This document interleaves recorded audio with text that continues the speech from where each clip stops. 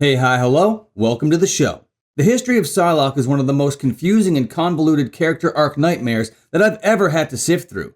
Luckily for today's video, we're not overly concerned with the story and the lore. Thank God there are other YouTubers out there who have already covered that. Today's video is all about how Psylocke went from looking like this, to this, to this, and the creative minds behind those seismic style changes. In today's episode, we're going to trace Psylocke's dominant character designs from her debut in 1976 all the way to the breathtaking and sometimes eye-watering Marvel Rivals interpretations. Buckle up, Bucky, and enjoy this ass gameplay as we explore the comic evolution of Psylocke. It wasn't meant to be confusing. It started off simply enough. You see, we got this British superhero named Captain Britain. No big deal. He has a sister as a supporting character. Her name is Betsy Braddock, and she would eventually go on to become Psylocke. But whatever the hell Psylocke would be, there is no glimmer of that anywhere here to be found. Yet. I'm only familiar with 90s Psylocke and beyond, so I wasn't expecting her design evolution to start with her as a white lady. But then again, the moment I played as her in Marvel Rivals and she spoke British, I knew there was something deeper going on here.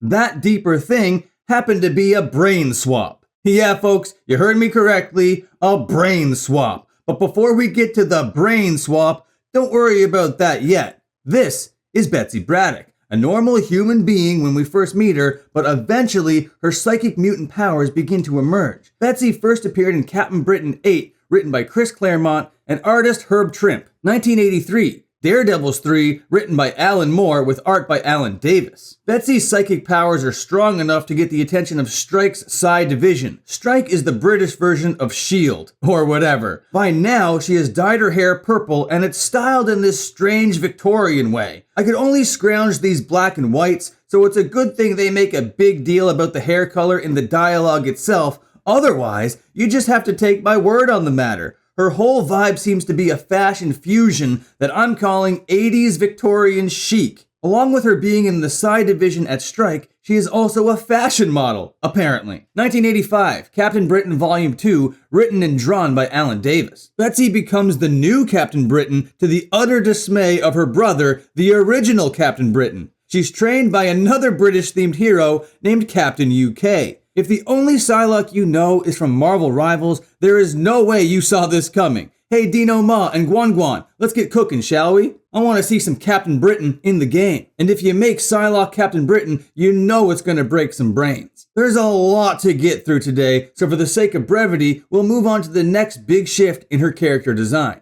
1986, New Mutants Annual 2, written by Chris Claremont and art by Alan Davis. Okay, we're finally getting a little X-Men with it as Mojo gives Betsy cybernetic camera eyes. Oh, and also, this is when she officially gets the codename Psylocke. She's still not an Asian assassin at this point, just a lowly British psychic. 1986, Uncanny X-Men 213 has Claremont and Davis back on the book. This would be a monumental issue where Psylocke would join the X-Men. At the beginning of the issue, she's rocking this flowy 80s Victorian chic look that I discussed earlier, but by the end, she's got her full-on good guy bodysuit going. A shoulderless, full-body, light purple number with baggy sleeves and ribbons galore. I like how this supersuit reflects her personal style that we've already seen in her street clothes. This character feels like it has a soul and like it makes choices based on their personality. I love seeing inspired, environment-informed character designs. If Marvel Rivals does another retro skin pack, may I suggest this one? 1989, Uncanny X-Men 251. This is where it gets confusing. Like, really confusing. This Siege Perilous device can apparently transport you across the astral plane, or something. When you wake up, your memories are wiped and you're dropped off somewhere random, or whatever. Psylocke brought the X-Men through it, I guess, and effectively, for a lack of a better term, fucked shit up. Either way, Betsy wakes up in Japan. Plot, plot, plot, plot, plot. A bunch of issues go by, and we end up at issue 255. Here, Big Bad Matsuo transplants Psylocke's brain into his brain-dead assassin girlfriend's brain. Or something. Sweet. Got it? I'd say read the comics yourself to get a better understanding, but honestly, that wouldn't help. I'd argue that would even make it worse. Sir Superhero is a YouTuber who did a great job putting all this together from a story perspective. I'm a little bit more shallow than that, so let's talk about her looks. From a character design perspective, of course. In issue 256, Betsy is shown as a blonde bombshell on one page, posing her little heart out and chilling with Storm. All of a sudden, she gets gooped on by Mojo, and on the next page, Betsy is Asian. All of a sudden, all black leather bodysuit, leather jacket and gloves, hair swooped to one side with gigantic high heels. This design is decidedly more badass, but I feel like she could have been a whole separate character. That's because it gets even more confusing soon. But before it gets more confusing, if we flip just a few more pages in this book, one of Psylocke's iconic looks unlocks. Ladies and gentlemen, I'm talking about the one-piece thong assassin singlet with leg straps and ribbon belt. This Psylocke is a bad guy doing bad guy things. She takes up the name Lady Mandarin, and Lady Mandarin looks like this. She's fully armored from head to toe with a big spiky M-shaped helmet and flowy cape. This reminds me kinda of a medieval knight meets a samurai kind of thing. She kicks the crap out of Wolverine for the first time dressed like this, and it's kinda sick. This design could easily make it to Marvel Rivals, but I'm not so sure it will. Not enough skin showing. Oh, and I forgot to mention something. Not only is she Betsy, Captain Britain, Psylocke, and Lady Mandarin. Remember when I said Matsuo put Betsy's brain in his brain-dead girlfriend? Well, this new Asian body is that girlfriend, and her name is Quanon. So, she's also here. Got all that? I think they thought it would be easy to follow and that people would just know that this new Asian lady is really a British lady, but now there are just so many moving parts. This is also the era where Psylocke manifests her now iconic psionic knife. If this body/brain swap storyline couldn't get any more confusing, the guy writing it, Chris Claremont, left Marvel in 1991 without leaving on a satisfying conclusion. Fabian Nicieza took over the book and he tried to resolve it. 1991, X-Men Volume 2, Issue 20, by Fabian and Andy Kubert. Okay, so like the X-Men are split up into two teams. Psylocke and Cyclops are on the same team. Psylocke starts to develop intense emotional feelings for Cyclops. He feels those feelings back.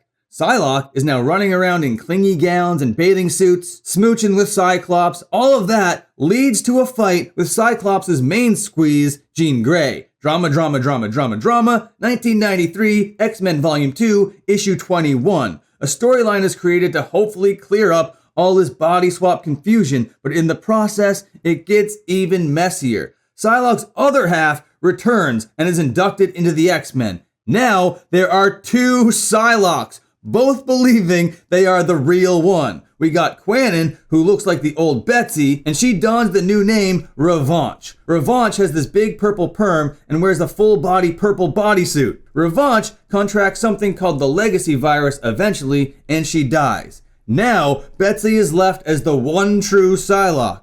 Or they fused. Or something. I don't know, bro. Either way, there is only one Psylocke now, so can we please just focus on how cool she is and not the messy storytelling that got us here? Jeez. I kinda like the idea of two Psylockes once we got there, and they look awesome together, but alas, there could only be one. Early 90s Psylocke got so popular in spite of her confusing lore, and I think we have character design to thank for that. Once they landed on Psylocke's iconic one-piece singlet, it cemented her in that form for many years to come. Psylocke is always drawn in dynamic poses with a striking silhouette. As far as iconography is concerned, her butterfly motif sets her apart from other superheroes in the crowd. It only took 17 years, but I'm happy they finally put all the pieces together. And that's the wonderful thing about comics. There's always a way to loop a story together if you're creative enough. I might argue this is a case of maybe too much creativity and maybe a touch of overthinking. But to me,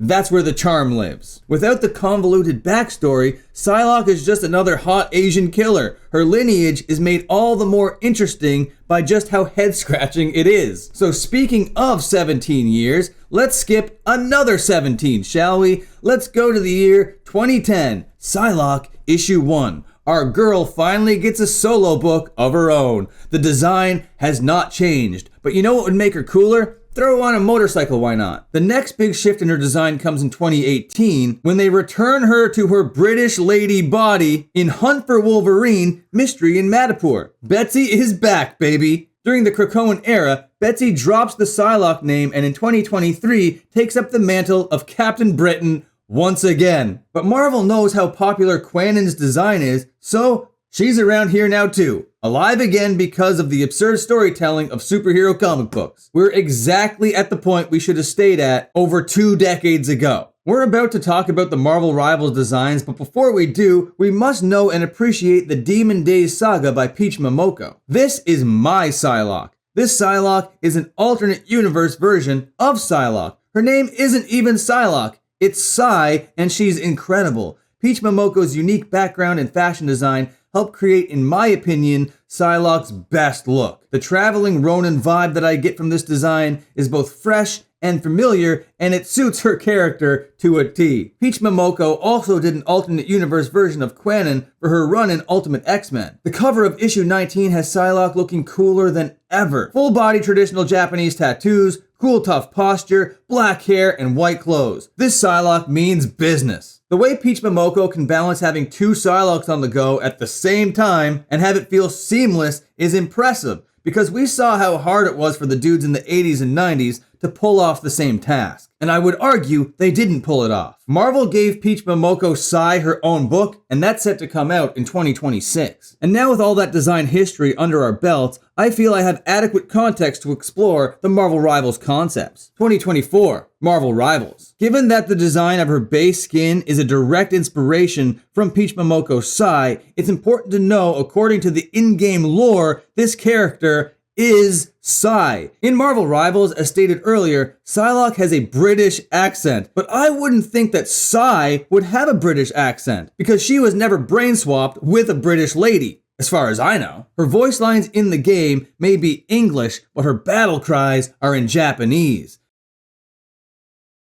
This led me to believe that this version of her in the game is the version of Psylocke that has gone through the Siege Perilous and has retained the qualities of both Quannen and Betsy. But the lore blurb in the game refers to Psylocke as Psy, suggesting Peach Momoko's version is the version of Psylocke in the game, which means no Quannen, no Betsy, just Psy. There are, however, skins. This retro X uniform is listed as appearing in Uncanny X-Men 273. That suggests that it's the post-Siege Perilous version. Very much a mainline X-Men version. This Vengeance skin is clearly the version of her post-gooping, her most iconic design, and it's listed as first appearing in Uncanny X-Men 256, which we already covered, as very much a mainline X-Men book. But these are merely skins and not other versions of the character. So which version of Psylocke is in the game? It seems to me like it's all of them, but the one focused on in the narrative is the Peach Momoko Psy version, but with a British accent. Which, you know what, I'm okay with, that's fine. Psy is Psylocke's base skin, and I adore what the design team has done here. This scarf with the cascading butterfly trail is gorgeous, and I'm a massive fan of the Komodo and braided belt. The reds of the accents are the perfect shades to break up the outfit while not distracting from it.